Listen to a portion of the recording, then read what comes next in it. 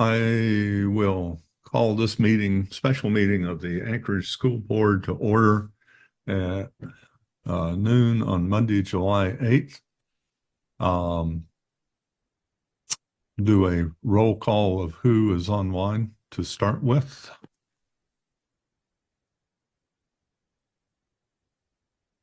This is Pat Higgins, school board member. Kelly Lessons, school board member. Dora Wilson, school board member.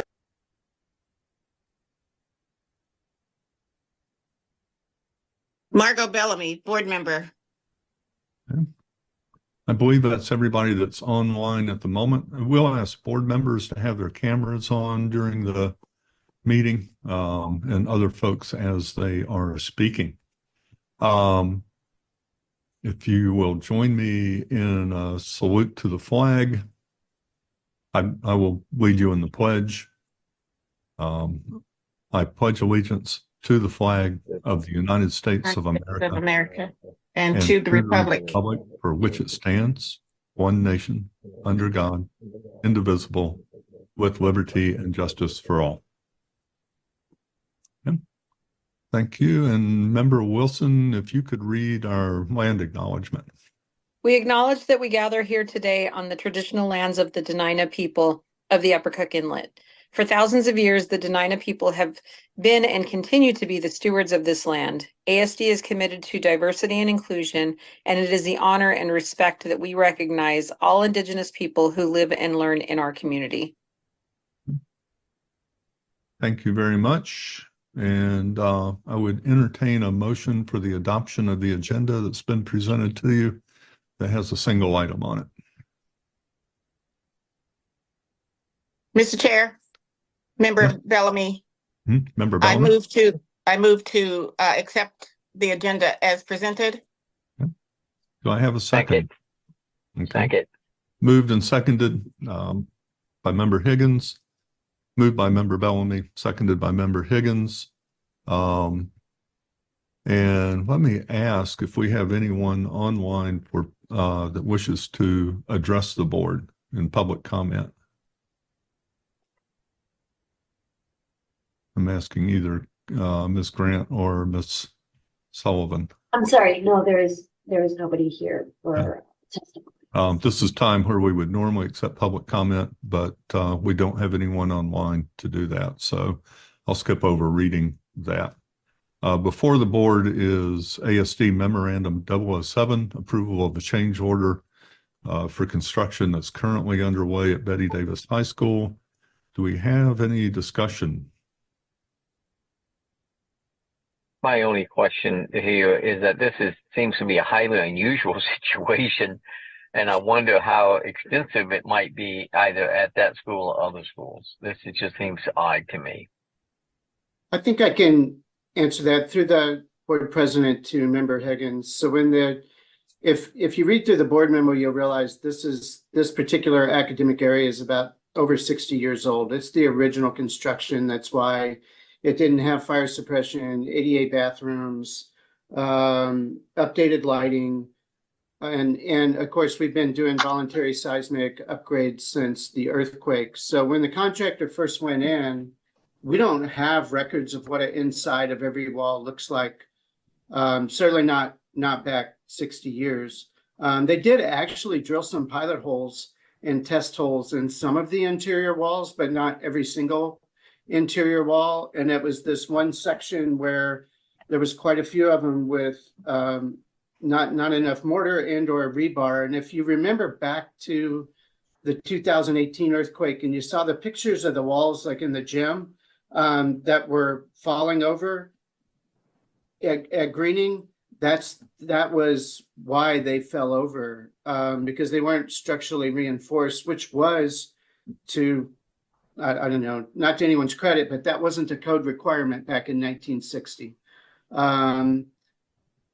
But if you're going to put in a fire suppression system and everything else that is supported by the interior walls, and now you know that your real options on the walls, you could have ordered this I can't remember, carbon fabric that goes over them and you could glue it in place and it hardens like a cast, but they couldn't get the material here in time. And so the easiest, quickest way to make sure that we can open those classrooms this fall is to go ahead and replace them with normal stud walls. So fortunately, we have a couple, if you look at the very last paragraph of pertinent facts, we got some elementary school roofs and gutters that came in under cost. So the money is available, total writ large in the bond that was passed. And I'll just note that my understanding from Mr. Anderson was that discovery of this stopped work on the renovations that were going on, and this is something that has to be completed before that area can be open for student use in the fall. So time was of the essence. Also need to note that Member Donnelly joined us a few minutes ago and is online. Other questions or discussion?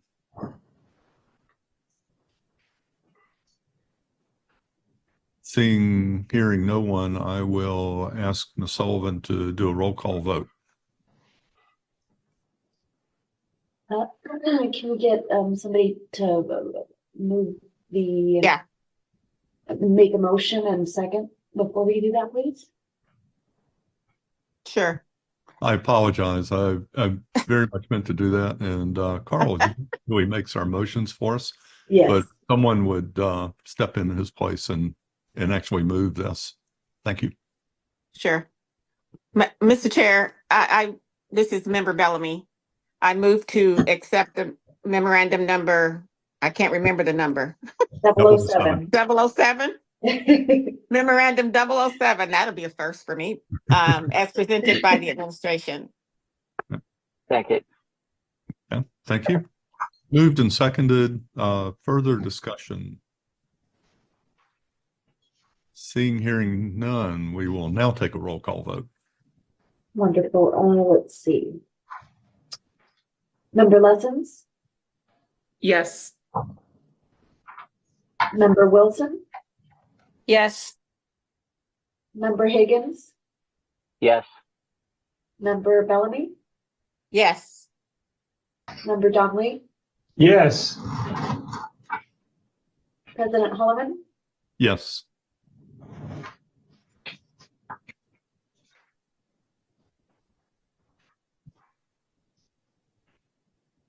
I count that. Member Jacobs is online as well. Oh, Yep. wonderful. I vote yes as well.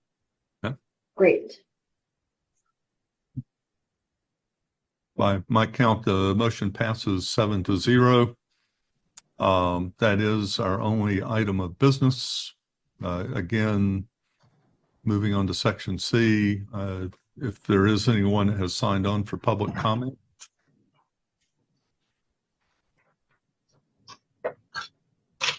No one is here to comment publicly.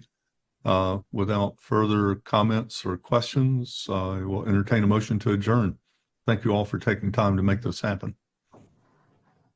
Move to adjourn. Second. Second. Moved and seconded. We are adjourned. Thank you very much. Fastest meeting on record. Great. Thank Trying to you, beat it guys. next time.